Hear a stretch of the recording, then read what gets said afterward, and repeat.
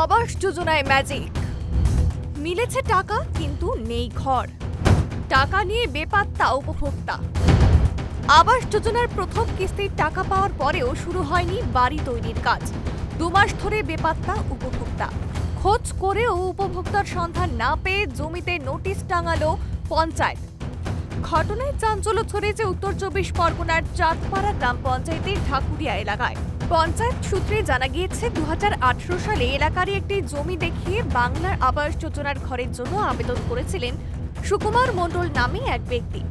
প্রশাসনের পক্ষ থেকে সার্ভে হওয়ার পর আর 5 জন উপভোক্তার মতো বাড়ি তৈরির জন্য প্রথম কিস্তির 60,000 টাকা সুকুমারের অ্যাকাউন্টে ঢুকেছে। নিয়ম অনুযায়ী প্রথম কিস্তির টাকা পাওয়ার পর ঘর তৈরির কাজ শুরু করতে হয়, কিন্তু সম্প্রতি সুকুমারের দেখানো জমি দেখতে গিয়ে চোখ কপালে ওঠে পঞ্চায়েতের। ঘর তৈরি তো দূরের কথা, জমিতে এক টুকরো ইট বালিও পড়েনি। টাকা পেয়েও কেন ঘর তৈরি করা হয়নি তার কারণ জানতে গিয়ে হতবাক পঞ্চায়েতের কর্মীরা। কারণ রীতিমতো বেপাত্তা উপভোক্তা সুকুমার মণ্ডল। ইতিমধ্যেই বিডিওর নির্দেশে ওই জমিতে পঞ্চায়েতের পক্ষ থেকে নোটিশ টানানো হয়েছে।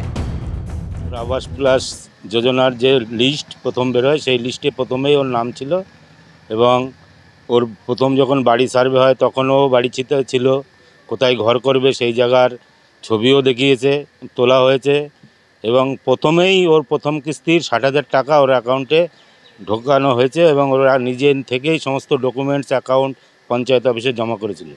কিন্তু সেই টাকা অ্যাকাউন্টে ঢোকার পর থেকে তার সঙ্গে বহুবার যোগাযোগ করার চেষ্টা করা হয়েছে বিডিও অফিসের থেকে, আমাদের পঞ্চায়েতের তরফ থেকে, কিন্তু তার আর কোনো হদিশ আমরা পাচ্ছি না। এলাকার মানুষজনও তার কোনো খোঁজ দিতে পারছে না। তার যে মোবাইল নাম্বারটা আমাদের তখন দিয়েছিল সেই মোবাইল নাম্বারেও তার সঙ্গে কোনো যোগাযোগ করা যাচ্ছে না। ওনার নাম হচ্ছে সুকুমার মণ্ডল।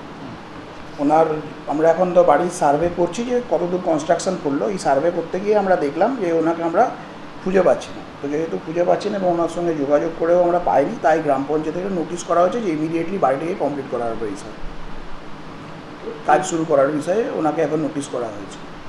এক্ষেত্রে যদি ওনাকে না পাওয়া যায়, কোনো ধরনের অন্য কোনো পরিকল্পনা বা কিছু আছে আপনাদের?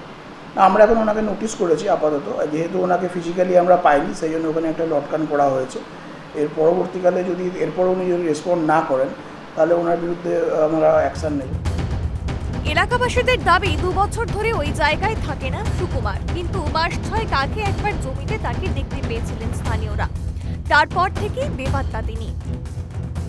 কিন্তু উনি কোথায় এখন জানি না, শুনতাম যে উনি হকারি করছে। কত বছর ধরে দেখেন না আপনারা?